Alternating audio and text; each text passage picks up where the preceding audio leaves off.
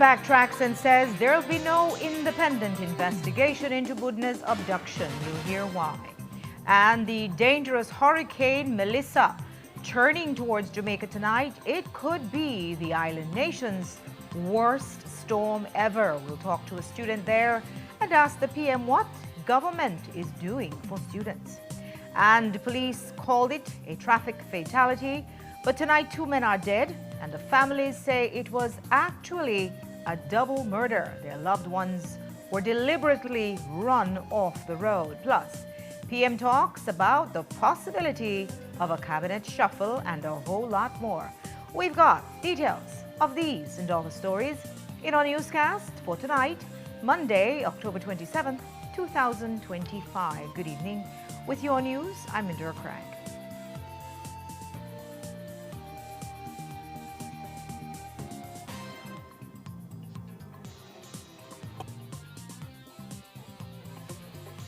This newscast is brought to you by Cellular World, your authorized Samsung distributor. Shop smart for your Samsung devices in Belize and enjoy benefits you won't get anywhere else. When you shop locally for your Samsung, all your devices will be covered by a 1-year local warranty. You won't get that when shopping with the other guys. When in doubt, always look for the Cellular World seal to know you're getting the real deal. Shop with confidence and enjoy your Galaxy knowing that it can be repaired locally at our Samsung Service Center by certified Samsung technicians using original parts and machinery. Even better, enjoy the best LTE experience in Belize, knowing that your Samsung devices are compatible with major local carrier networks. Get the ultimate Samsung Galaxy experience only when you shop from authorized Samsung resellers nationwide. At RF&G Insurance, we're committed to safeguarding what matters most to you, offering coverage mile after mile. Our offices and agents located across Belize ensure that you are protected. Secure your property with RF&G Householders Comprehensive Policy. From your home to your belongings, we offer protection so you can enjoy life to the fullest. For more information on your coverage options, contact our team of experts today or visit your local agents. We'll be ready to assist. Don't forget, it pays to get it right with RF&G Insurance, a Road Group company.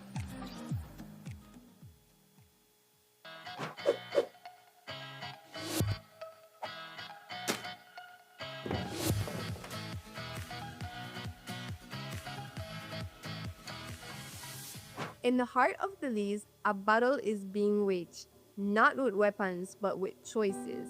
When waste is disposed of in unauthorized locations, in our forests, drains, and waterways, along our highways, and in vacant lots, this is illegal dumping. The consequences reach far beyond what we see.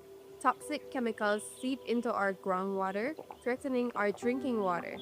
Disease-carrying mosquitoes breed in abandoned tires, and wildlife mistake our waste for food. For over a decade, the Department of Environment has worked tirelessly to clean up these sites. But they can't do it alone. They need your help. And now, taking action is easier than ever. Download the ArcGIS Survey 123 app to your phone. You can report illegal dump sites. The app records the location, allows you to add photos. Simply open the app, allow location access, fill in basic details about the site, add a photo, and submit. Your report helps us protect our communities and natural resources. Every report matters. Every action counts. Stand proud in protecting our nation.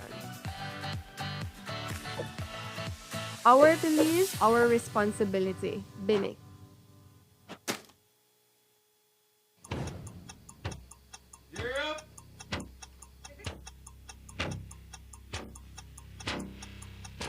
These charter remains aren't from We're navigating along the coast. This morning, the 2023 Good evening. Good evening. I'm Sheree Kelso, and here's what's ahead for you on 7 News Tonight. We've got details of these and other stories in our newscast for tonight. Good evening. With your news, I'm Indira Craig. Belize, you're watching the Nation Station, Channel 7.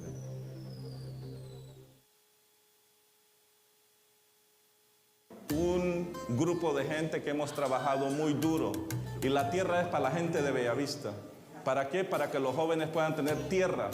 ¿Para qué? Para que los jóvenes puedan desarrollarse en el futuro. Algo que les hacía falta por mucho tiempo. Nuestros padres vienen de las fincas bananeras. Somos gentes que hemos sufrido mucho y ustedes como jóvenes se merecen mejores oportunidades. If you didn't have land before, you will have land now. Once you have land, you have wealth. I think they want to build, they want to settle. I'm already having dreams of my home and everything. You know, the words are just, I'm really excited. I'm really happy. I can finally begin to build a house. It's just a great feeling, you know. Mi amigo es un hermano, una persona para el pobre. ¿Estamos de acuerdo?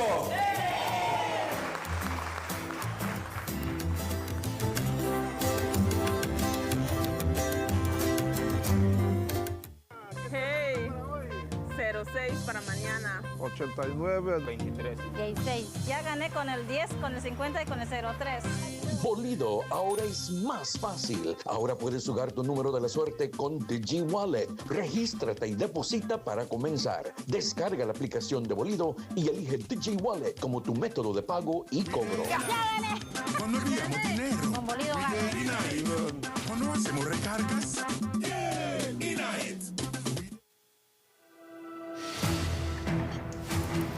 At Atlantic Bank, we stand as more than just a financial institution. We are your partners in progress, dedicated to fostering your success by providing tailored solutions to micro, small, and medium enterprises. Your successes are our triumphs, and every success story deserves to be celebrated. We pledge to stand by you every step of the way. Today, we celebrate the values that define you with your unwavering dedication, steadfast commitment, boundless innovation, resolute work ethic, and unyielding ambition. We will navigate challenges, seize opportunities, and continue building the future together. Wake up to positivity and inspiration. It's a fresh and diverse twist on your mornings. Tune in to Sun Up on 7 every weekday morning at 6:30 a.m. right here on your Nation Station, Channel 7. It's the morning show you don't want to miss.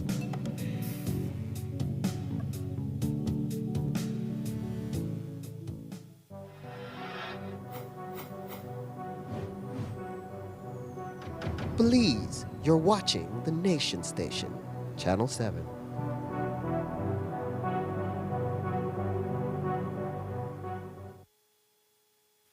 Tonight it's looking doubtful that we will ever know what really happened in the Joseph Budna abduction. And that's because the Prime Minister has abruptly changed course and said there will be no independent investigation into his abduction. Instead, the investigative file will now be sent to the DPP, leading back to the same police. Here's how the PM put it today. I had spoken with the Attorney General via text. He'd said that he would present his recommendations regarding the Budna independent investigation for the October 14 cabinet meeting. It's been weeks since then. Has a format been chosen? Well, yes, and I think we're coming to the consensus that quite likely, and I will make the recommendation tomorrow to cabinet. I think it's better than time to just pass it on to the DPP and let them deal with it. So no independent investigation. Did you hear what I just said? I did. Thank you. The DPP directs the police to go back and investigate. Well, further. then what do we need to do? So what do you want us to do? Bring the FBI? I mean, sir. You all gave the semblance that you were going to do something more serious. I gave the semblance that once we get the report, the police report, then to see how best to move it. Now, the Attorney General has pointed out to us that there is no law that we could put a body to investigate. Unlike, I think Jamaica has that law, and so maybe that's something that we have to take a look for maybe for the future.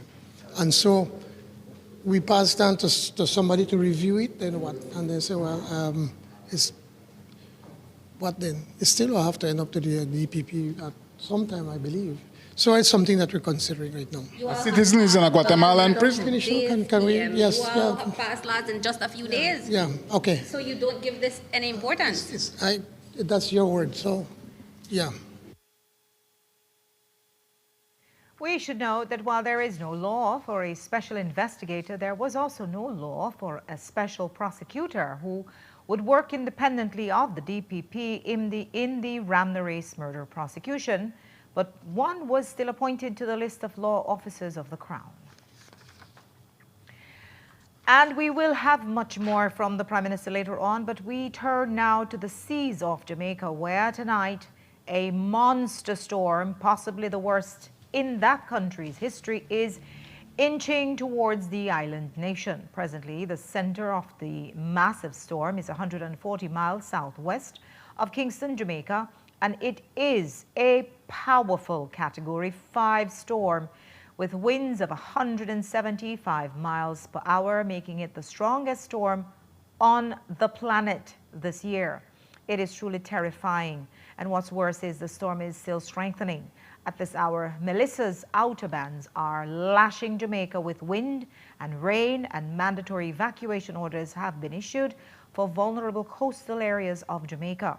And apart from the massive winds, 30 to 40 inches of rain are expected, and a 13-foot storm surge is predicted.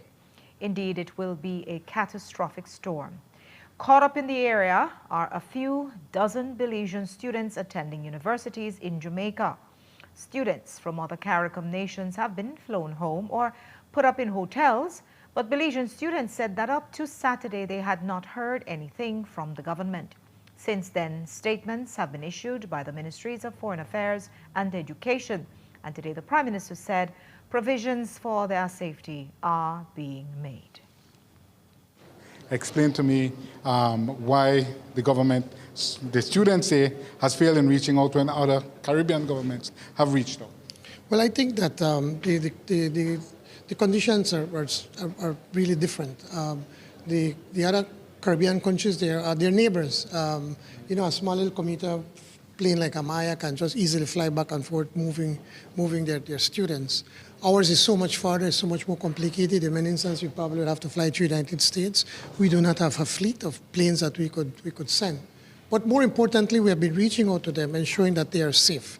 And the latest report that we've had is that all our students that have remained are safe. Many of them are staying in the home of the honorary consul, I think it's Miss Otters, and then the others are either staying in their schools where it is safe or in an area that has been designated as a shelter during this period, this hurricane.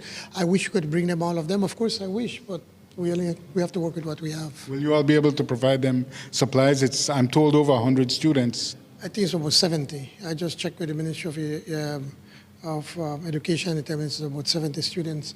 And yes, we will do everything as soon as the hurricane is over. And if they need supplies, we will find a way how to get those supplies to them. So we've had direct contact with all the students? Well, no, I don't think we necessarily get with all of them. You know, one talk, they usually have some leader that would be sending out messages. And but that's something more that I think the Ministry of Education can better give you more information. But one of the nurses, they reached out to me. I think there was 7 of them that were there studying, I think a master's or something. And they quickly reached out to me, and I said, okay, we'll help them. So they came to Belize, and then we worked out how we could assist them in refunding a portion of what they spent to get out of Jamaica. In a speech today, the Prime Minister said he has been in contact with Jamaican Prime Minister Andrew Holness, and that Belize will provide assistance after the hurricane. I just got a message from Prime Minister Holness, and already describing the horrors of what they expect, the amount of rain, and that's already engulfing Jamaica. Haiti, as we all know, it's in such dire states, and then to be able to go through this quite likely a Category 5 hurricane. It's going to have incredible effects on a country that's already struggling just to keep alive. And while Belize has committed to help Jamaica after the storm, as you heard, Belizean students in that country are asking, what about helping us before the storm? For struggling university students, there is no way they would have been able to budget for hurricane prep, let alone purchase tickets on the first flight out of Jamaica. Our Belizean students, roughly 70 of them enrolled in UWI's Mona campus, will have no choice but to weather the storm. And so the National Students Union of Belize has joined forces to raise funds for these students in need of supplies both before and after the hurricane hits. We spoke with their director of events about what they are doing to provide support for their alumni. Our plan right now is that each of the individuals, we will be raising monetary donations to provide them with a stipend. But we've also been in communication with, our vice president has been in communication from the union in Mona. And so what we are planning to do is that initially we will provide them with a monetary stipend. And after that, we will see how we can get them relief supplies, because we know that afterwards that will be happening. And so our plan is that we will be opening a GoFundMe in the US. We will be opening a FundMe here in Belize, because I know that now there is the app that is called FundMe that also does stuff like that. And then we'll also be collecting monetary donations. And additionally, what we're doing today specifically is that we're reaching out to businesses to see if they would want to donate towards it, but also donate like a service or an item whereby we could raffle it. Because as I mentioned to you, this won't be an easy task, and it won't be something that will be resolved in one day. The reality is that a lot of them are on campus. The very few are off campus, and resources are limited. If electricity goes down, like Samir mentioned to me, the stove tops will not be able to be used because they're electrical stoves. And so he was kind of breaking it down to me. And at this point, it's really realizing that it's a matter of the survival of our people. It's just to really bring the country together and for us to have one goal, and that's to help our students that are out there. Because it could be any of us. Any of us could be in a situation like that. No one can really guess a natural disaster, especially with climate change and all of that. When you're living on these Caribbean nations, of course, a hurricane is the inevitable. But unfortunately, not everyone is privileged enough that when a hurricane is coming, they can get a ticket to come back home. It's not affordable for them. So they need to stay there and they need to weather the storm. And so it's really about being thoughtful about those who are out there. And for the small handful of students from other universities on the island, they are faced with the same crisis as the others, having to batten down and prepare on their own for Hurricane Melissa. We spoke with Chantel Neal, who is currently pursuing a degree in communications at Northern Caribbean University. She's currently there with her husband and children and told us what it has been like for them these past few days on the island. With maximum sustained winds of 175 miles per hour, Hurricane Melissa is expected to make landfall in Jamaica tomorrow morning. And there are still hundreds of international students who are unable to make it out of the country. One of those persons, along with her family, is Belizean University student Chantel Neal. We spoke with Neal today via Zoom in Montego Bay on the north coast of Jamaica. She gave us some insight on her hurricane prep these next couple of hours. Well, my biggest concern would be safety. Where I'm currently living, which is not too far away from the airport, I'm not too familiar with the area in terms of flooding.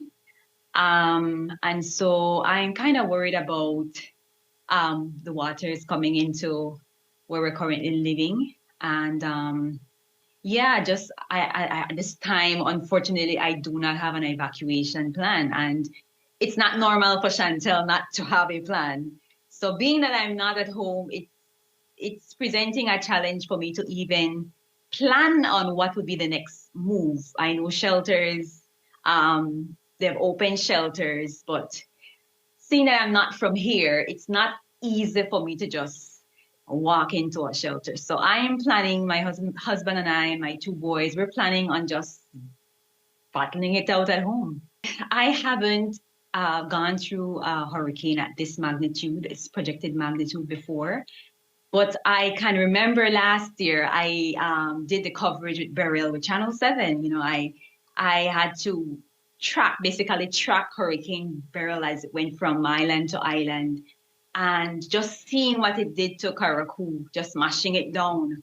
Speaking to all the persons on ground that we did interview with, I think we even did one with Evan Thompson, who is the chief Met officer out here. Just doing those coverages, I think all of that have me even more anxious because I can see what a storm can do. Neil says she has been tracking the storm since last week Wednesday and wasted no time to go out and hunt for essentials. That too has been a challenge. We are able to find items. We've been looking for grocery items, items for emergency kit, items for medical or first aid kit, and finding those things has been a challenge. You know, we were looking for a simple thing like a power bank. One of our sons, the youngest one, he travels with asthma, and so his pump worked with power. And so we went out to look, and we had to go through several stores to get something. So finding supplies has been a challenge, and you know, just being able to get around. You know, the streets are busy. Everybody's out rushing for things. Gas stations, same thing. And as for the other Belizean students she made contact with in advance of the hurricane, she says that at her school, Northern Caribbean University, no one has received any info from the government or the Belizean Student Union in regards to support and assistance for them during this time. She says that most of them will have to fend for themselves, especially those living off campus. There are many other universities here in Jamaica. I'm not sure if they're reaching out to the other ones, but our university was not contacted. So I reached out to my Belizean young persons, because they're younger than I am, and just to check in, and I'm pleased to say that everyone is well, everyone is safe, and so that's what I can report, but unfortunately no one has reached out. My situation is kind of unique because I'm here with my family. We're not on campus. And apparently once you're not on campus, you are basically on your own. So my heart goes out to fellow students who are here.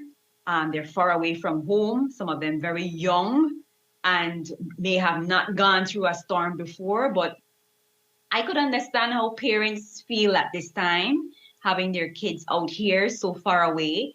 No way to contact, because we're told power might go out, water might go. So if you're not living on campus, then you are basically on your own. So it's nerve-wracking. It's nerve-wracking, and we will definitely need your prayers. Jo Marie Lanza, 7 News. Melissa is expected to make landfall along Jamaica's southern coast tomorrow morning, but the highest risk from dangerous winds will be focused on the area northeast of the storm's center, which unfortunately means most of the island. We'll take our first break now. When we come back, we'll have excerpts from a 25-minute interview with the PM. Plus, a woman warns of pastors who claim to be healers after her disabled daughter fell flat on her face when they tried to make her stand. Don't go away.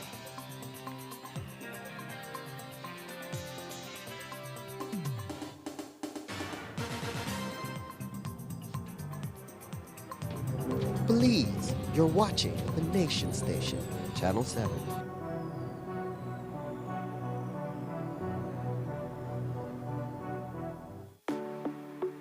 At Benny's, we have tiles to match any decor, whether it's classic, modern, or bold. Visit a Benny store near you to meet with a sales representative that will assist you in calculating and selecting the right tiles for your floors and walls. Choose from our vast assortment of colors, textures, styles, and finishes. The perfect tile for every space at a price that can't be beat. Whether you're renovating your kitchen or finishing your ideal office space, Benny's Tile Gallery has it all. Benny's, quality and savings.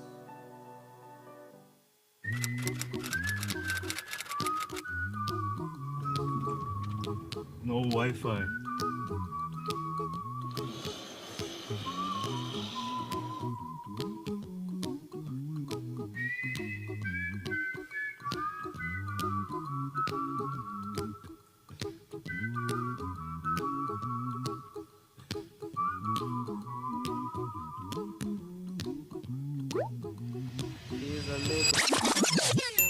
You might want to sing it note for note, don't worry. Yo, bro, Be happy. Excuse me, class. In every life we Bro, I have have smart some Wi-Fi, it's not trouble. But when you worry, you make it double, don't worry. Be happy. Wherever the coastal road takes you, don't worry, be happy. Smart has you covered. Smart, bringing people together. The Social Security Board's new whistleblower reporting system makes it easy and confidential to speak up by reporting misuse of the Social Security services and benefits, including fraud, misconduct, false claims, and more. If you know of any unethical or illegal activity relating to SSB benefits, claims, or personnel, go to ssbspeakup.integrityline.com or use our toll-free hotline 0800-SPEAK-UP, 0800-773-2587. This confidential reporting system is a way for you to report concerns or incidents privately without fear of reprisal. Your submission is confidential and anonymous. The Social Security Board is committed to providing a secure, confidential medium for whistleblowing that promotes organizational accountability and enhances public confidence in our services.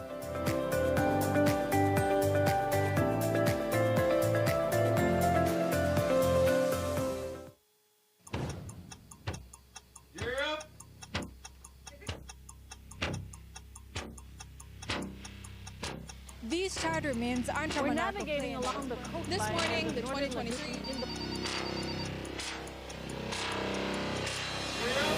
Good evening. Good evening. I'm Cherie Halsell, and here's what's ahead for you on 7 News Tonight. We've got details of these and other stories in our newscast for tonight. Good evening. With your news, I'm Linda Craft. Please, you're watching the Nation Station, Channel 7.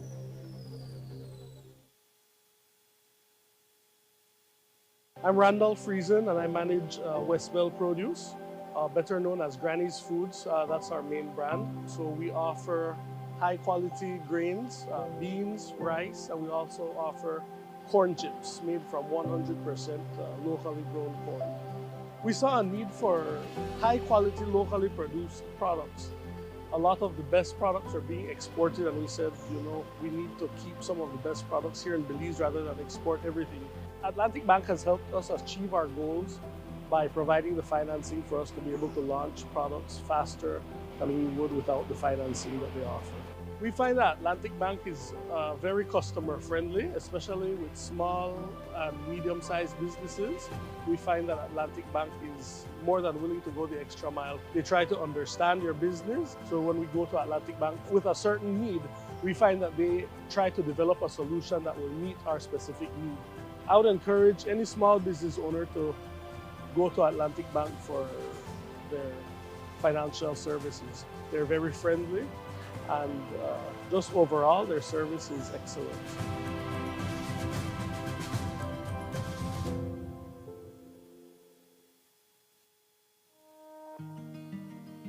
The roads of Belize connect us all. Riders, drivers, families, friends. Every day begins with a little routine and the confidence that life's journeys are protected. From school drop-off through the daily grind and everything in between, each with different roads ahead, yet one common goal: to arrive safely. Atlantic Insurance stands with Belize's riders and motorists with affordable protection, support, and peace of mind for the journey ahead. For the roads we share and the lives we protect, Atlantic Insurance is by your side, insuring you from life's unexpected. Atlantic Insurance, insuring you from life's unexpected. Welcome to the V Department Store.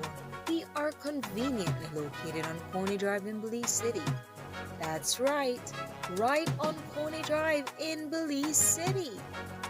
At the V Department Store, we offer a wide variety of groceries, cosmetics, kitchen appliances, kitchenware, electronics, and more.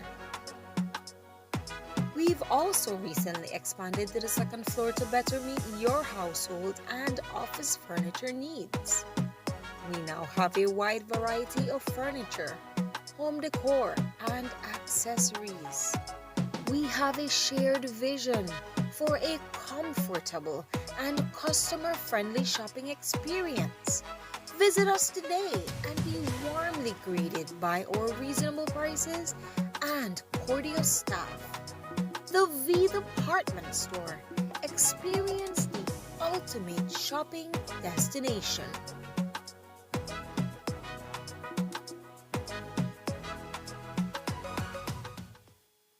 Wake up to positivity and inspiration. It's a fresh and diverse twist on your mornings. Tune in to Sun Up on 7 every weekday morning at 6:30 a.m. right here on your nation station, Channel 7.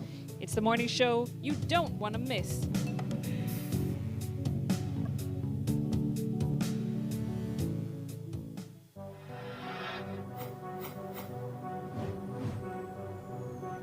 Belize, you're watching the Nation Station, Channel 7.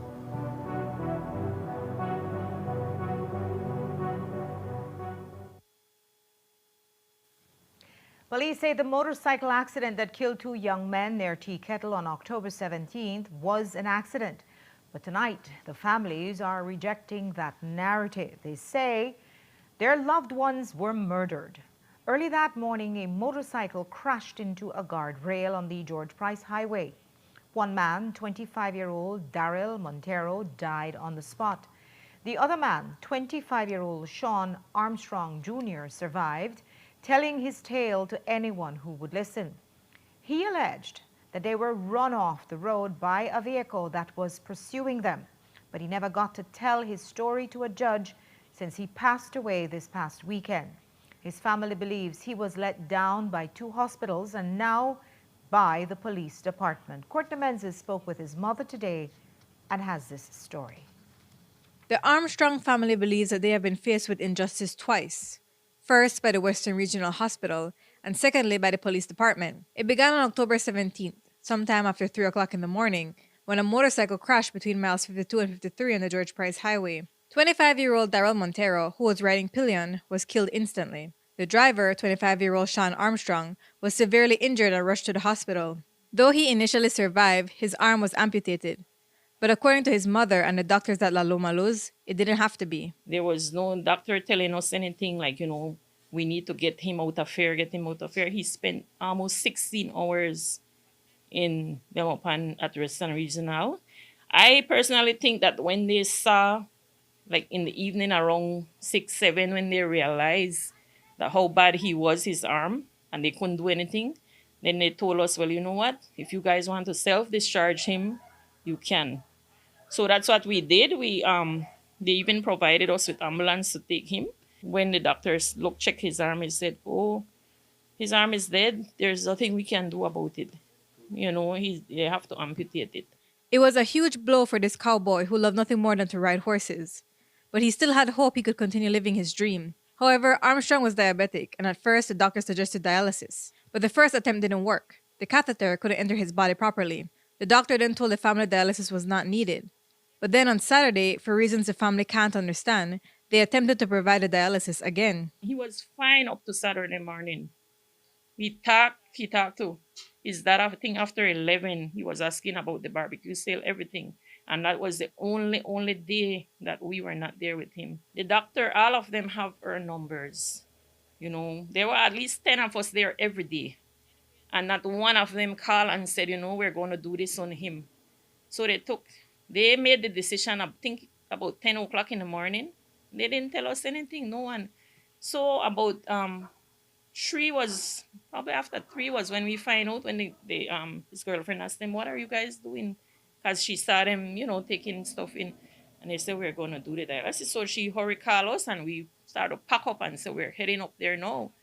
And when by the time, before we could reach, we find out that he had passed. He apparently suffered a seizure during the process, which turned out to be fatal. For the police department, this is a tragic accident, another motorcycle that lost control on the road. But the family insists that this is no accident. It's a double murder.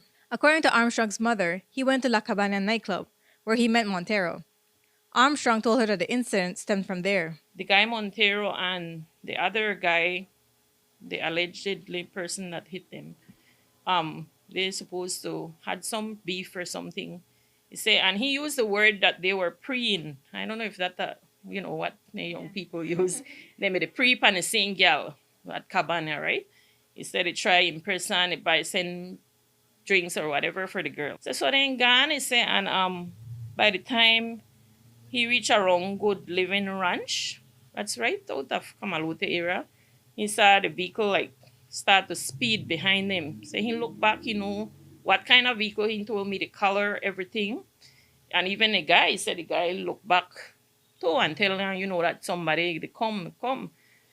So anyways, he said he picked up speed. And right there before, I think Young Girl era was when he said he just feel a bang. He get hit. And the next thing he remembered was waking up in the emergency room. Armstrong maintained up to his death that they were pursued and hit by the vehicle. And though the police have declared it an RTA, the family isn't giving up. The police need to do their investigation, you know, not get, if you have too much on your hands or whatever, do your investigation, go around Belize, small people talk. There's videos out there. I mean, if we could get videos, you could get the videos and you could go from there. You start from Cabana, there's camera along the highway. You could see, we have footage of the vehicle behind them. So what else, how do you make that, you know? I didn't see it, but I hear that there's one out there from somebody who actually saw them washing the vehicle, the bumper. They're trying to change the bumper, you know, because they have to wash the vehicle because there was blood, because my son actually got hit. And the community is behind him since Armstrong was a well-known and beloved cowboy. Everybody loved him. He was, you know, like such a mannerly person. He called everybody Mister, if he would come here right now, that would be it. Never disrespected me a day in his life. Like I tell everybody, I didn't born him, like physically gave birth to him. He came into my life like at age 4. And I was his mom. You know, he has his mom. She's taking it really hard. She's in the US. But he has been with me from 4 years old, you know, and I have loved him the same way as I do my 2 girls. He was a cowboy at heart. He loved that. From he was a small child, like about 8, he wanted to get on the bull. So he rode every agric show. He's out there, Sean Armstrong Jr. He participates. Sometimes I tell him, man, you want to broke me, because he wants to participate in everything. Calf roping, pole bending, barrel race, and every time he does good. Every time these are only some of his trophies. He was loved, everybody loved him, and he want to be greatly missed. Armstrong's infant son passed away last year. He leaves behind a 5-month-old daughter. Courtney Menzies, 7 News. We reached out to the Ministry of Health for comment, and the Director of Hospital Services, Dr. Polanco, explained that they are aware of the complaint and they are investigating. We also reached out to La Loma Luz Hospital, but up to news time, we haven't received a comment. The intentions may have been good, but it injured a disabled child in the process, and now the mother is trying to draw a line between prayers for miracles and those who falsely claim they can heal the sick. Cayo resident 16-year-old Jesslyn Pinello has been living with cerebral palsy and is confined to a wheelchair, unable to move on her own. On Saturday, her grandmother took her to a so-called healing sermon in Belize City. Somehow, during that sermon, Jesslyn, who cannot stand, walk, or move on her own, was lifted from her chair, causing her to fall over and sustain injuries to her face. Here's how her mother explained what happened. My mom took my daughter to get a healing prayer, and unfortunately it was a twist towards the incident. I'm not directly blaming anyone, but just want to give that awareness to the community itself and so forth. And the problem is that she fell and she got hurt, and her bruises are very vivid on her face and so forth. And it's something I believe as a parent and as an educator that you need to bring awareness to, because yes, we believe in God's miracles. I'm not anywhere against that. But one thing is the protocols that takes place, especially in seminars and in spiritual healing sessions like these. We need to have that type of awareness, and at the same time have that, we need to be prepared, have that preparedness as to when dealing with individuals with disabilities especially. It was a working day for me yesterday, Saturday, and I had to go to work, but my mom begged me, she said, please let me take her for healing. And so she decided, and I, gave my mom that permission to take my daughter to the seminar for a prayer, not knowing that they would have taken her out of the wheelchair. Yes, my question is, did they actually tell her to walk alone, or they took her and then she fell, or took her to walk alone? What was the incident? What the incident? As it pertains to the particulars of the incident, I'm not sure exactly how they took her out of the wheelchair. As I said, I was not there, but I believe that they probably lift her up off the wheelchair to pray for her and then try to have her walk or something, and that's where she fell and she hit her face on the floor. In a statement to 7 News, her mother said, quote, the family is now calling for greater public awareness and regulation around such events, urging churches and authorities to protect people with disabilities from exploitation. A 19-year-old has been charged in a disturbing case of sexual violence that occurred in the Orange Walk district, where police rescued a woman who was allegedly held captive and raped repeatedly by her ex-boyfriend. Police say the 19-year-old suspect detained his ex-girlfriend in his Orange Walk apartment for 2 days between Wednesday, October 22nd and Friday, October 24th of 2025. The victim told police that she went to visit him but was violently prevented from leaving. He reportedly assaulted her, slapped her, and told her she could only leave if she had sex with him. She says he kept her locked inside, denying her food, water, and medication. And each time she tried to escape, he dragged her back inside. The cycle of abuse continued until Friday morning, when police intervened and rescued her. Officers have since obtained video evidence, and this evening the young man has been charged. To protect the identity of his victim, we cannot release his name. And crimes like those of unthinkable acts of cruelty are what seemed to have pushed Special Envoy for Families and Children Rosanna Briceño over the edge last week when she issued a statement with a scathing indictment of the police. It was in response to the triple murder arson in San Felipe Orange Walk. She urged victims of domestic violence to directly call the police minister or the commissioner of police. It's odd that she singled him out, since the statement spoke to system-wide failures in the courts and the overall support system. So we asked the PM about his wife's statement today. So do you support the statement made by your wife's office, the Special Envoy?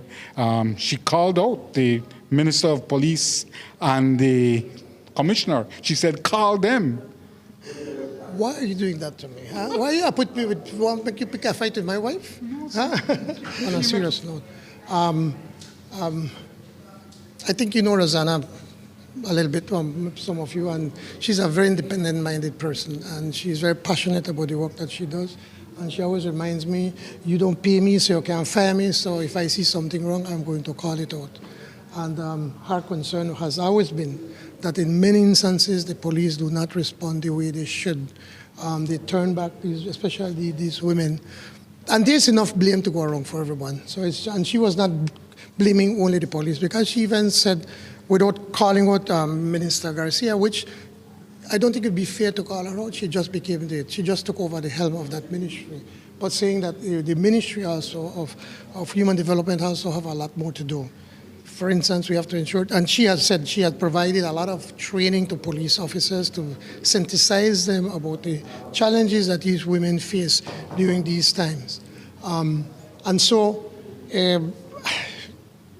when she said that's what she's going to do, I mean, maybe I should make it you tell her not to do it. So, but at the same time, I think it's important also for us to be able to, for the public to understand that we can't accept blame, and that we have said that we have to find ways how we can do more to protect these women, especially during these times when they're being abused by their partners.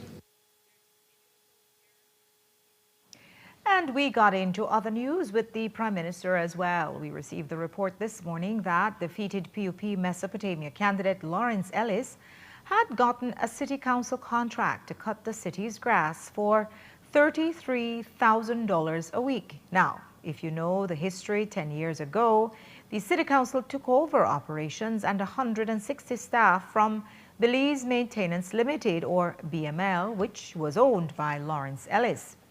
Well, now it seems that at least a portion of these services are going to be re-privatized and go right back to Ellis. We're told it passed the City Council caucus because it has the PM's backing, so we asked him about it. PM, we've heard reports that a former politician, Mr. Lawrence Ellis, had received a contract from City Council to cut the grass for $35,000 weekly, and that you support it. Do you know about it? What can you say? Well, I don't know the details, but any colleague of mine that come to me and tell me that they want to provide some service or whatever within the government, of course I would tell them I would support it. But that is then for the council in this instance to make the decision. I just saw Mr. Ellis and asked him about it, and what he was pointing out to me that it is, I think, $33,000, but he is going to take over that service that the council is doing. The council, what I've just found out, the council is spending more than that money to be able to clean with the grass and everything. So he believes, and they believe, the council, the mayor believes that then they will be able to save money by having a private group to be in charge of the cleaning. All I did, like many instances, colleagues would ask me, would you support? I said, of course, I have to support, but that's something that has to be worked out within the institution. But so I don't know the details. So let's not back and forth, please. But it's millions a year. I do not know, so please speak to the mayor. But you endorsed it. Yes, I did, but then it's for the institution to say yes or no. I never instruct. I ask. Oh, you always do, so. Yeah, but right. Jews not have no responsibility to you. No. Can we ask another question? We'll be trying to speak to the mayor over the next few days to get clarity on the contract. And another controversial public contract is the one awarded by the City Council to a Lebanese engineering firm named Turba Limited.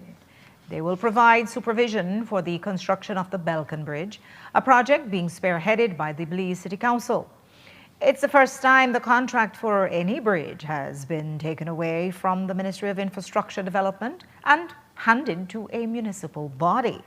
And both the minister and the chief engineer have publicly expressed misgivings about it. We asked the PM today if it has caused a rift with the infrastructure minister. I don't know where you get this kind of stuff. There's there's an issue with Minister Spat and myself. There's none. I mean, like in every cabinet, we have differences, and that's normal for us to be able to have a what was the word? Is it a problem? A rift. Maybe it's in your mind. I do not have a rift with Minister Spat, and I think that Minister Spat was very careful when he explained his position when it comes to that. Now, I'm just trying to get the information. I was not involved in any of this matter. That because it moved from a loan to a grant, then the Ministry of Economic Transformation took over and started to work directly with the City Council. It does not mean that the Ministry of Infrastructure Development is not going to be involved.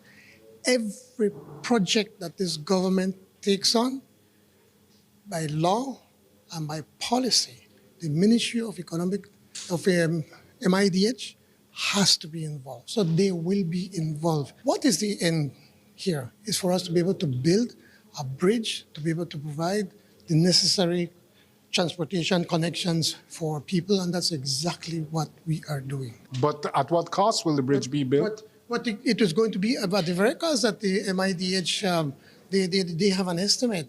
And that's why I don't know the details, but I can tell you that it's going to be above board, there's going to be a bidding process, and so forth. I don't want to go into the details about this whole, why there was another name, but I want to leave it as that. Are you concerned about intellectual property theft, the allegation thereof? Well, I don't understand. If I pay you to do a job for me, to do my plans for my house, that's my plan, it's not yours. And I feel that I can do as I wish, but maybe these intellectuals look differently, and that's up to them. But I know that the individuals have been paid for a job. And keeping it on cabinet, we also asked the PM about the departure of his Minister of State, Chris Koye. He quietly left public office on September 30th and returned to his law practice. The PM hasn't given an explanation until today.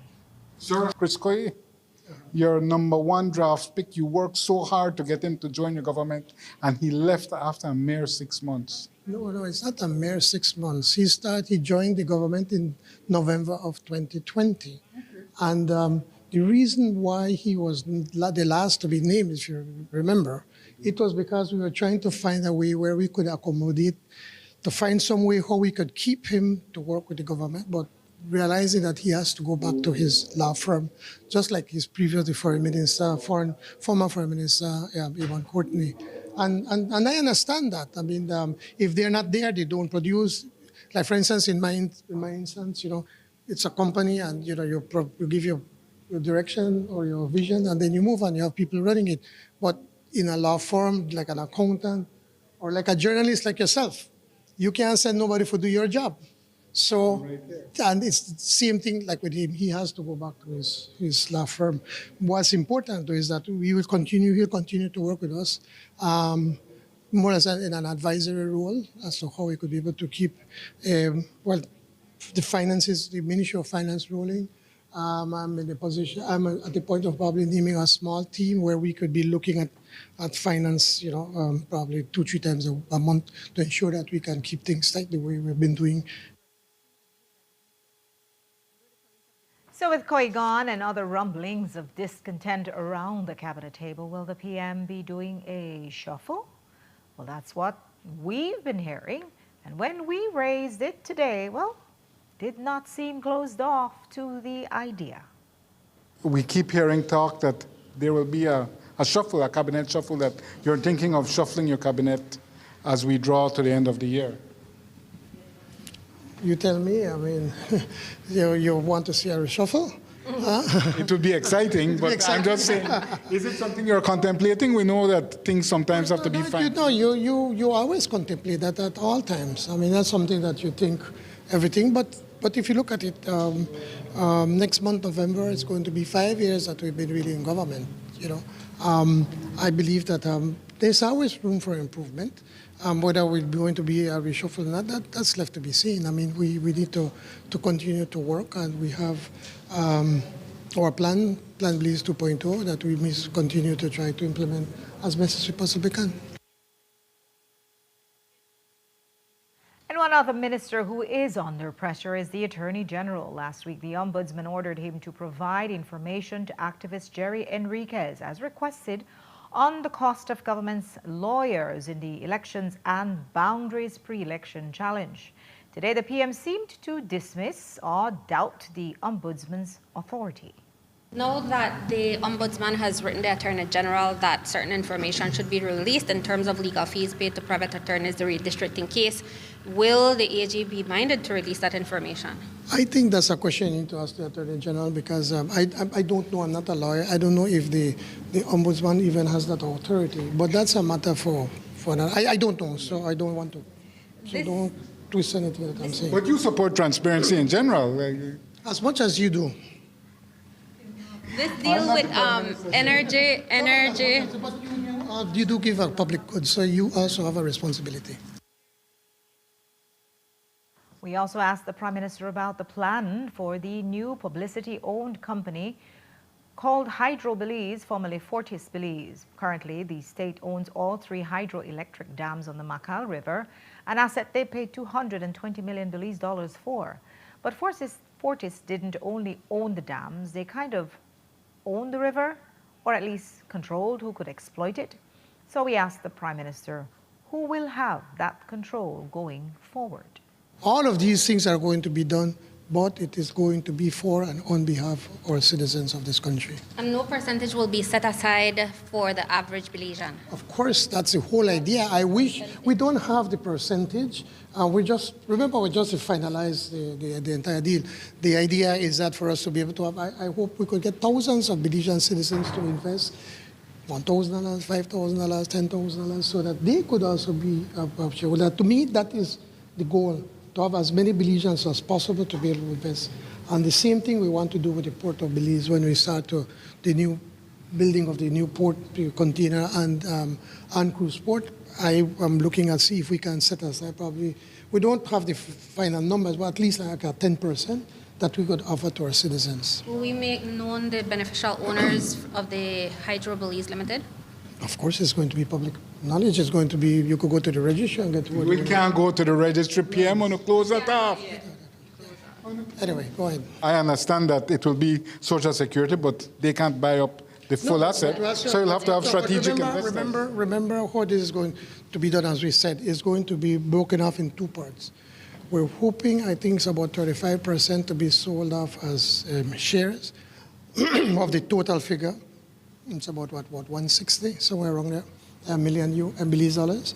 And then the other part is going to be debt. And so we're hoping then that Social Security can buy debt and can buy into the shares of the company. So we need to be able to find solid investments for BL. I'm sorry, for Social Security. And so we see this as being one of them, as one a solid investment where we can with returns. And while hydro provides about 1/3 of Belize's energy, Cabinet has also approved a project proposed by a company named Energy Transfer for the generation of 50 megawatts of power using natural gas ethane. The PM said it's necessary because with energy from Mexico's CFE, Belize is in trouble. We are in trouble right now with Mexico, and as much as you might not want to accept it, we are in trouble, and BL is very, very concerned. When the heat is on, they take advantage of us. They raise that price to $1 US a kilowatt. And so now here comes a company and says, we could provide the base load. Though their vision is long term. The 50 megawatts is one to provide us that security that we need. So what we have done is we have signed a non-binding MOU that we have taken to Cabinet, which we approved. We have discussed it with BEL, and so and the PUC, and all of them are in favor for us to have the discussion to see what price we can get that is affordable, but also can give us that loads base, that security that we need desperately more than ever. We'll take a break now. When we come back, why do men kill women? Why do they beat them? We'll ask social violence anthropologist Dr. Herbert Gale.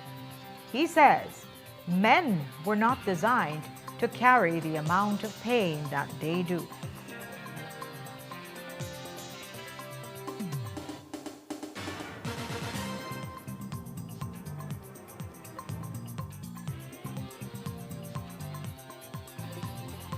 This newscast is brought to you by Cellular World, your authorized Samsung distributor.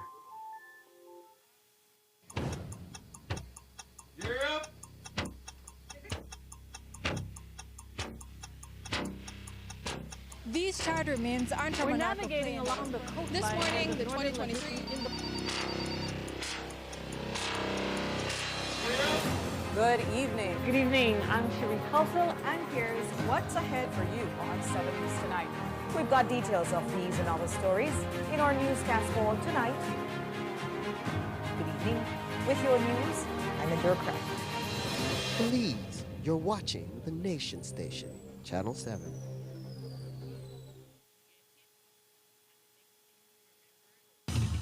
Belize, we're counting down to Reggae Dutch and Friends. All Black Affair.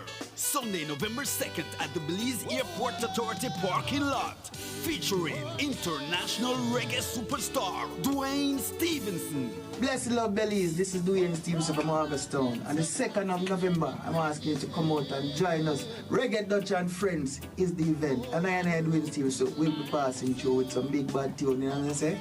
Miami's best, Dirty Decks. Along with Belize's top DJs and sound system. Get your tickets at these locations. Sponsored by... Wake up to positivity and inspiration. It's a fresh and diverse twist on your mornings. Tune in to Sun Up on 7 every weekday morning at 6:30 a.m. right here on your Nation Station, Channel 7. It's the morning show you don't want to miss.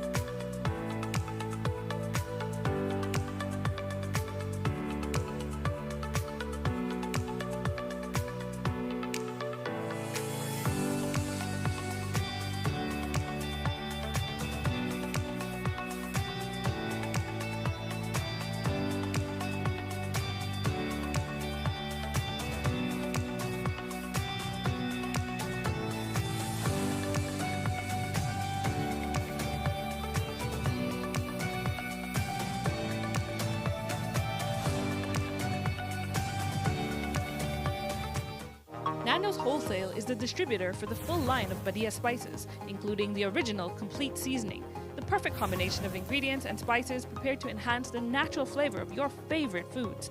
Also, cinnamon powder for all your desserts, fruits, and beverages, and as special dishes. All these are available in commercial sizes or restaurant packaging. Nando's products are available at your local retailer or contact us at 222-5000. From Corozal to Toledo, Nando's is proud to be serving Belize as its #1 wholesale distributor for over 35 years. At Atlantic Bank, your convenience is our priority. Our contact center is designed to enhance your banking experience. With a wide range of customer service options, you save time and effort. You can easily call in to block or unblock your debit and credit cards, perform account inquiries, and access detailed card information. Whether you need assistance with online banking, merchant support, or general inquiries, our team is ready to help. For added convenience, if all operators are busy, you can leave your number and an operator will return your call as soon as possible to ensure you receive the support you need. Depending on your transaction type, we may need to verify your identity through a set of security questions. And remember, Atlantic Bank will never request your username or password for Atlantic Online via phone call, text, or email, ensuring your personal information remains safe and secure. Our support team is available Monday to Friday from 8 a.m. to 6 p.m. in both English and Spanish.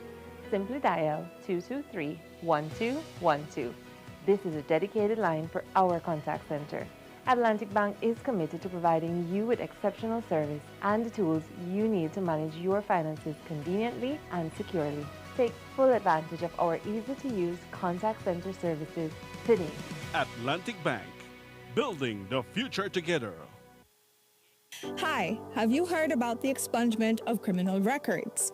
Well, as of August 1st, 2024, the Criminal Records Rehabilitation of Offenders Act allows for you to apply to have certain criminal charges permanently erased from your record. Isn't that amazing? So, what makes you eligible to apply for expungement?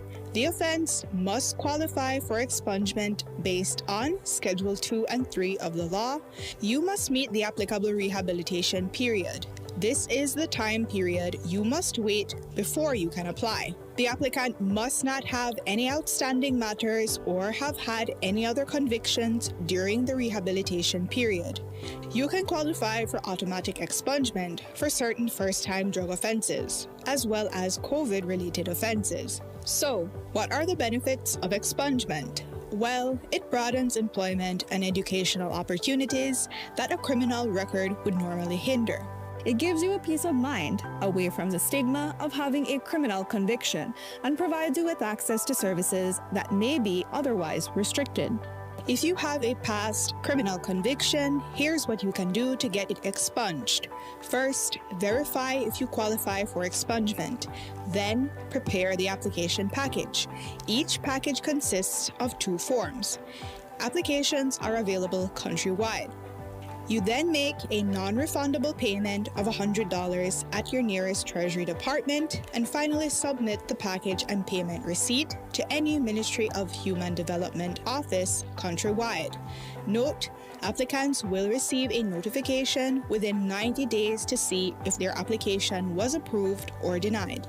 So, if you are interested, visit any Human Development office countrywide, any magistrate court, or the Ministry of Home Affairs office in Belmopan. For more information, you can call 227-2716 or you can WhatsApp 613-0343.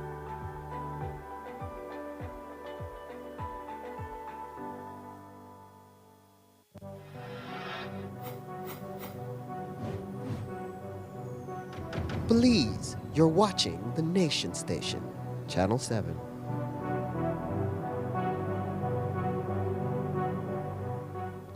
"34-year-old Elia Lanza, a resident of Belama, pleaded guilty today to assaulting freelance journalist Anita Nemhard and is lucky to have escaped a prison sentence of 5 to 7 years. Lanza was arraigned in January for aggravated assault.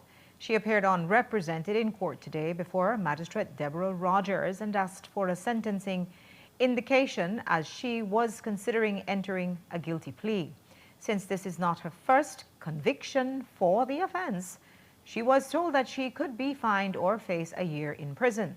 As a result, Lanza pleaded guilty to the charge of aggravated assault and was fined a total of $1,333 plus a $5 cost of court fine, which she must pay by April 27, 2026. Lanza apologized to Nemhard and showed remorse. We note that this is the second person to assault Nemhard outside the court while she is reporting and gathering information. The Ministry of Foreign Affairs today held its third Belize International Partners Conference at the Lord Ashcroft Convention Center. The theme this year was investing in the green transition, and here's how the keynote speakers explained it. Belize's green transition is in full swing, propelled by the climate emergency and the urgency to transition our economy and society toward resiliency and sustainable development. Belize has taken a strategic approach. We have built a development model that grows our economy, protects and restores nature, empower people, and join like-minded people and like-minded partners to protect and preserve our planet. The transition we speak of is not optional. It is the foundation of resilience and prosperity in decades ahead. Distinguished colleagues, let's be honest. Our region does not suffer from a shortage of strategies or declarations. What we lack is alignment in execution. The truth is that while the Caribbean's green transition has gained momentum, our progress remains uneven and even fragmented. Too often we find ourselves running parallel tracks instead of converging paths. We speak of partnerships, we sign communiques, we share declarations, But the real test of collaboration lies not in shared intent, but in shared execution. And while Belize is urging its partners to invest in the green transition, over in the United States, they are going in the other direction. We asked the PM about that. They did what they had to do to their environment so they could develop their economies, but yet they don't want us to do likewise. Whilst I do not subscribe to that, my point has been from the time when I was the Minister of Natural Resources and Environment in the Musa government, I was always telling them, we are prepared to do so, but help us. Pay us to be able to protect it. And I guess that, I believe that no more and more, I think our developing partners are being more conscious of the challenges that small states like Belize face. And then when they see Belize, a country like Belize that is working towards achieving those goals that they have, those goals that they want to see, this green transition, they see that we have a plan, they see that we're determined, they see we have the discipline to get it done, and that we're moving in that direction. I believe that more and more they're prepared to assist us and to work with us. Is it going out of step with the hemispheric alignment, which is pushed by the US, which is just like fossil fuels, carbon emission? We don't care. Well, yeah, that may be so, but fortunately, they have a limited life. You know, I'm hoping that government or those policies will be able to change in the next 3 years or so. But more than that, we have to look beyond 3 years. We have to look beyond 10 years from now, that we have to take the right positions. For instance, protecting our coastline, you know, the barrier reef,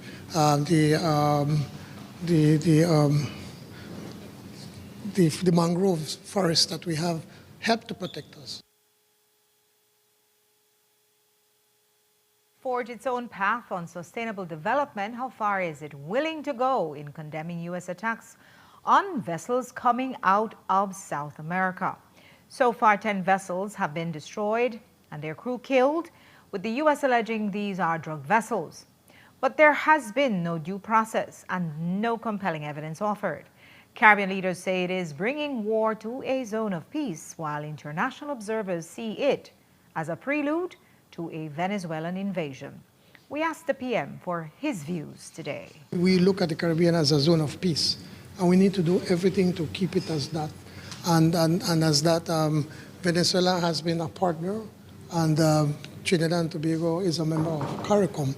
So we hope that we could be able to tone down the rhetoric and tone down this whole talk about an invasion into Venezuela, because that helps no one. But are you prepared to condemn the United States for the extraterritorial, extrajudicial assassination? It's not about condemning anybody. It's about calling out what is happening, and we have done that already. We have already condemned about the shooting of these boats. In some instances, maybe there may be drugs in there. We don't know, but it is something that we have condemned already. And changing topic now, there have been 5 femicides this month and many other acts of violence reported against women. So, what is driving men to commit these vicious crimes? On Saturday, we spoke to Jamaican social violence anthropologist Dr. Herbert Gale via Zoom, and he told us that men are in pain and there is only so much they can take. We've been requiring a certain set of things from men. We require them to, since they are 17% bigger than a woman, to be protective of a woman. Since the bulk of their Y chromosome on their SRY, yes, is about protecting the species. We expect men to protect, yes? But the fact that we can protect means we can abuse, because we're bigger, we're stronger, and we're more aggressive. Okay? So we expect these things. You can't get pregnant, so you're still expected to be the main breadwinner, irrespective of whether or not you are equally educated, have equal chances in employment, you are expected to still be the breadwinner. Now, let's look at the data on education. Men make up 28 to 32% of universities. We live in a zone in which women are way healthier than men. far more educated, more likely to get a job, more likely to be stable, more likely to get attention when they when they raise a suicidal finger and says, I think I've given up. I can't take it anymore.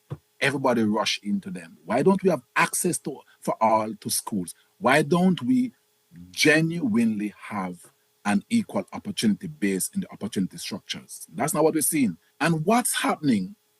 The men are now looking on with all this burden on them, and they are imploding and exploding. No, we have to remember this.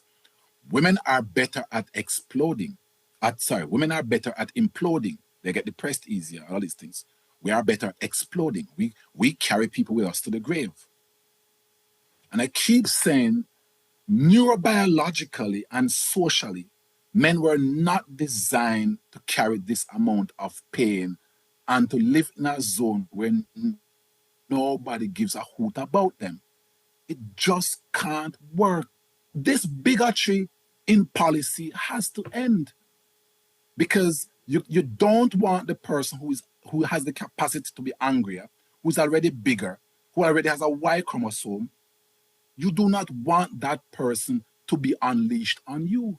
You are saying that these monsters, a monster who would light a woman and her children on fire, one of his children as well, on fire, yes, is a victim. No, he is a monster. If we see a woman do that, we are happy to go and test her. Am I right? But when we see a man do it, we don't have a conversation in our heads about test him. Find out what he's been through. Go and interview the family. Find out if he suffered from adverse childhood experiences. No, because we already made the statement in our heads that men are monsters. Remember, the species only allows 1% monsters, 1%. But suddenly there's a group where it's 100%, so we need not ask any question. That's not science, that's propaganda. That is part one of his extended interview. We'll have part two tomorrow. The Ministry of Education is planning to distribute 5,000 Chromebooks to secondary schools across the country, and today they started with 1,044 at Belmopan Comprehensive High School. It's part of their Skilled for the Future program, and the program coordinator at the ministry told us more today. It's part of the bigger Skills for the Future program that is funded by the Inter-American Development Bank and the Global Partnership for Education. In this program, we are establishing 16 pavilions across the country. Belmopan Comprehensive is one of those strategically selected schools to be part of this program. And as a result of that, each student here in Belmopan Comprehensive, being 1,044 students, are receiving devices today. The e-learning devices that will be used throughout the lifespan of the program to implement different sub-programs as part of the Skills for the Future. We were looking for the schools that, well, one per district, but we wanted schools that had a large enrollment who would be able to service the neighboring communities and be access points for these maker spaces and science labs that we're retrofitting as part of the larger STEAM pavilion. I'm very grateful and excited. I've actually received a Chromebook already and I had no problems with it. So I'm just very grateful that I get the opportunity to get another one. It will be very useful as a fourth form student. So I'm tasked with a lot of assignments, a lot of research papers. So these devices will come in handy, especially for my major. I use my Chromebooks to create presentations on Canva. The touchscreen feature is very useful. It makes it very easy. I use mine for my research papers using Google Docs. That's my preferred software, and I have no problems with it. The value of all 5,000 Chromebooks is approximately $4 million. In other news, under the Basic Needs Trust Fund Cycle 10 of the Caribbean Development Bank, the Social Investment Fund has set out to bring to life 7 sub-projects in partnership With the CBD, one of those projects was the construction of a new preschool in San Ignacio, Santa Elena. The ribbon-cutting ceremony was held today to mark the completion of this project and the opening of the preschool. Here's how it went. This project we are inaugurating today is a project that costs closely to $980,000 Belize. It consists of 2 open classrooms for preschools. It does have a kitchenette, shower, bathroom facilities, and as you can see, also perimeter to ensure that the safety of the child is always there. The Caribbean Development Bank sponsors the Basic Needs Trust Fund, in which we have 7 sub-projects under 2 sectors, the educational sector and the water sector. So we are happy to have the children here. We are culminating a 1-year work, but the planning has been there for almost 4 or 5 years. So we are very happy, we are very pleased that the government of Belize is able to deliver this preschool to Santa Elena. It's a big victory for this portion of our municipality. You know that this preschool have been here, or there was a preschool here for 40 years. But with time, it got dilapidated. And because of the infestation with rat bats, it couldn't be used, so it was closed down.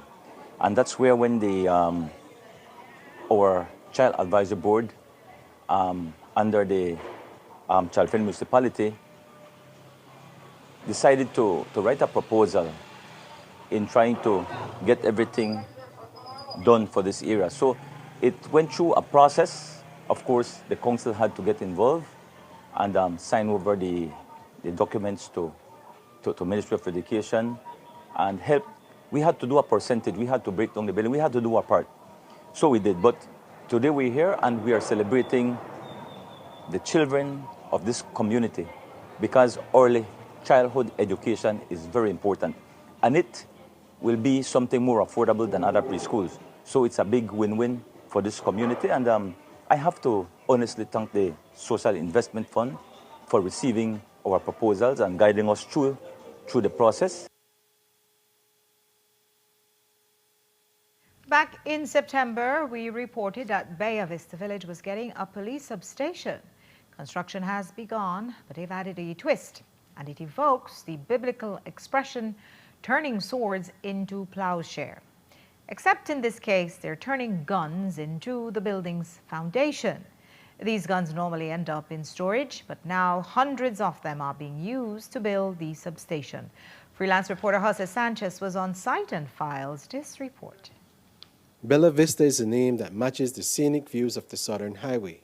But this growing community has its share of crime, and the Bella Vista Police Substation is the first of several infrastructure projects undertaken by the Ministry of Home Affairs and New Growth Industries. So today we are starting the construction of the Bella Vista Substation, which is going to provide security for all of the residents of Bella Vista and surrounding villages. The secret mix for the foundation includes discarded and damaged firearm parts that have accumulated over time. The disposal of the firearm parts was witnessed by Magistrate Manon Dennison, who represents the magistracy on the Firearms and Ammunition Control Board. While some believe guns secretly returned to the streets, Magistrate Dennison says they have been stored for disposal for up to 3 years. Parts that came about as a result of firearm destruction initiatives over the past 3 years. What had happened is the parts were stored simply because we did not have a way to safely dispose of them. One suggestion given in one of the training we went on that one CARICOM country is using is when they build government buildings, they then put the parts in the foundation. That in itself then allows for safe disposal where it would be in an environmentally friendly manner. Now, if you notice, when the firearms were discarded, some of them were very old, especially wooden parts. They were decayed. That's because we have had them stored for a long time. And before every part is discarded in the concrete as part of the foundation, the key parts are cut. So the barrel is cut, the sliding parts is cut. If it's a bolt action, the bolt is cut, the trigger mechanism is cut, the spring is cut, and the stock is cut. This is to ensure that even if these parts were to be taken by some strange event, then they will still be useless. And we're extremely excited about this project because it kicks off a series of other police stations that will be constructed across the country, including San Narciso, Keycocker, Santa Elena, and much more. In addition to that, there is also the added benefit of the safe destruction and disposal of so many confiscated firearms that have been accumulated over the last few years. This will provide a foundation for the Bella Vista Police Station. Why it's important to have a station here? Okay, so we believe that this new police station will include other units which will be better for our community, you know, because we have a lot of domestic violence, we have a lot of drugs problems here in our community, and a lot of little issues that we need to have better security for, you know. But our substation here in Bella Vista is small, and with this building project here, we're so happy to form part of it and for it to be here in Bella Vista because it's going to serve our community with better security. Belize has signed various roadmaps in Caribbean and Central America. This was one of their recommended ways of disposing of their firearm parts. Jason Francis, Senior Policy Advisor for the Regional Center for Peace, Disarmament and Development in Latin America and the Caribbean, says they applaud the initiative that Belize has undertaken. So in keeping with the Caribbean Firearms Roadmap, the Mines Advisory Group would have supported Belize, the Police Department and the Belize Defense Force to better manage its stockpile of old and unwanted firearms. So firstly, they would have destroyed those weapons, making sure they are no longer usable by cutting them in pieces. But after you cut them in pieces, what do you do with them? That's a challenge for us in the region. Belize has embarked on an innovative initiative by taking those cut pieces of metals to dispose of them in the foundation of a police building here in Belize City. What that means is those firearms that were already destroyed will never, ever end up in circulation to harm another Belizean or another individual at all. So we certainly applaud that initiative of Belize, the government of Belize, the police department, and the Mines Advisory Group. Jose Sanchez reporting. And that ends our newscast for tonight. Thanks for watching. With your news, I'm Indira Craig. Remember, you can find a full transcript of the news at 7newsbelize.com and see the streaming video on our Facebook or YouTube pages. Have a pleasant evening and join me back here tomorrow at 6.